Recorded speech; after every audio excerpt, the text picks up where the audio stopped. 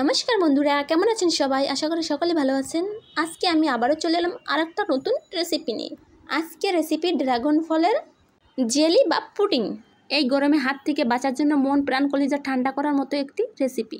তাই রেসিপিটি একবার হলে বানিয়ে দেখবেন।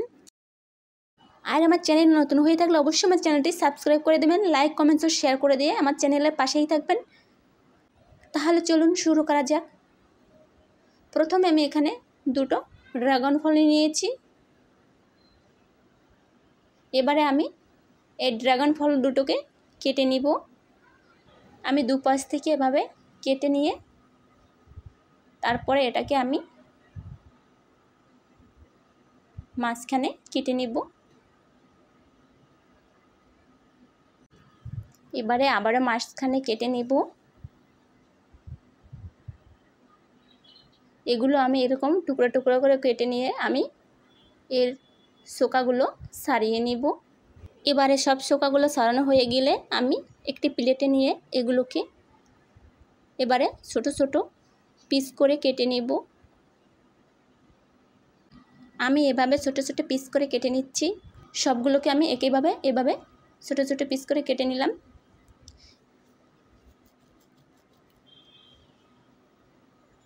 এবারে আমি এগুলো একপাশে রেখে দিব। অন্য পাশে একটি বাটিতে আমি নিয়ে নেব 1 চামচ আগার আগার পাউডার। আর অবশ্যই পুডিংটি বানাতে আগার আগার পাউডারই প্রয়োজন হবে। আগার আগার পাউডার ছাড়া এটা ভালো হবে না। এবারে আমি এর মাঝে কিছুটা জল দিয়ে দিব। জল দিয়ে আমি আগার আগার পাউডারটাকে গুলিয়ে নিব। আমি এখানে আরও কিছু জল দিয়ে এটাকে ভালো করে গুলিয়ে নিচ্ছি।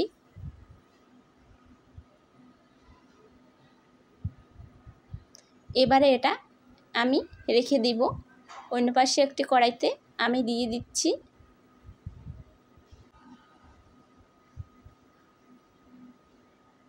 4 কাপের মতো জল। এবারে আমি এখানে দিয়ে দেব 1 কাপের একটু কম চিনি। চিনিটাকে দিয়ে আমি এটাকে ভালো করে গুলিয়ে নেব।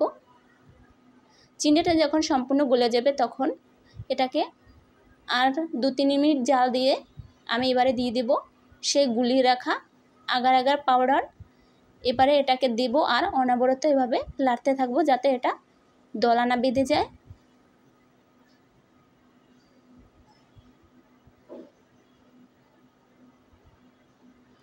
এটা আমি আরও 5-6 মিনিট জাল করে নিব।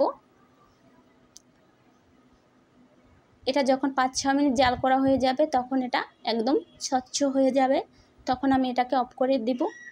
এবারে আমি একটি মোল্ডে সেই কেটে রাখা টুকরো টুকরো ড্রাগন ফলগুলো দিয়ে দিব।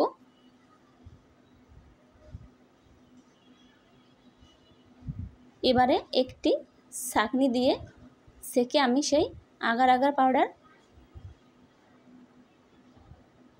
জলগুলো দিয়ে দিব। এটা গরম থাকা অবস্থাতেই দিয়ে দিতে হবে, নাহলে এটা জমে যাবে। এটা অবশ্যই সেকে নেবেন, না হলে এরকম দলা দলা থেকে যাবে। আমি একটি চামচ দিয়ে এভাবে এগুলোকে ভেঙে দিচ্ছি।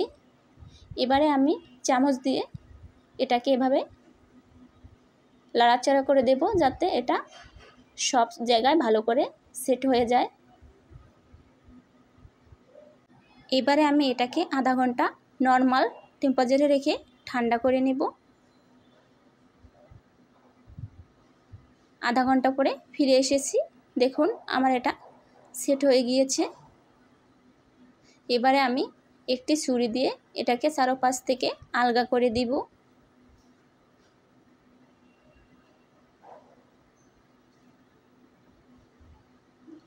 এবারে একটি প্লেট দিয়ে আমি এটাকে প্লেটে এভাবে সুন্দরভাবে নামিয়ে নেব।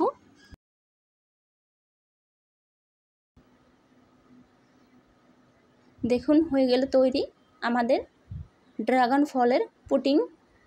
ঠান্ডা ঠান্ডা এই ড্রাগন ফলটি পরিবেশন করলে অনেক বেশি মজার হয়। আমার এটা একটু নরম হয়ে গিয়েছে। আপনারা চাইলে এটাকে ফ্রিজে রেখে আরও শক্ত করে নিতে পারেন। আর এটা এরকম ঠান্ডা ঠান্ডা খেলে মন প্রাণ কলিজা একদম ঠান্ডা হয়ে যাবে।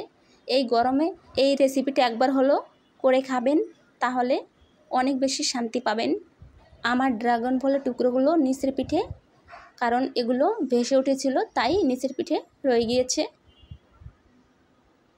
এবারে আমি এটাকে কেটে নিব। আমার কাছে এরকম একটু নরম নরম বেশি ভালো লাগে, জানি না আপনাদের কাছে কেমন লাগে। আপনাদের যদি একটু শক্ত পছন্দ হয় তাহলে ফ্রিজে রেখে বা আর একটু আগার আগার পাউডার বাড়িয়ে দিয়ে শক্ত করে নেবেন। এবারে আমি বিদায় নেব। দেখা হচ্ছে অন্য কোনো রেসিপির সাথে। সে পর্যন্ত সকল ভালো থাকবেন, সুস্থ থাকবেন।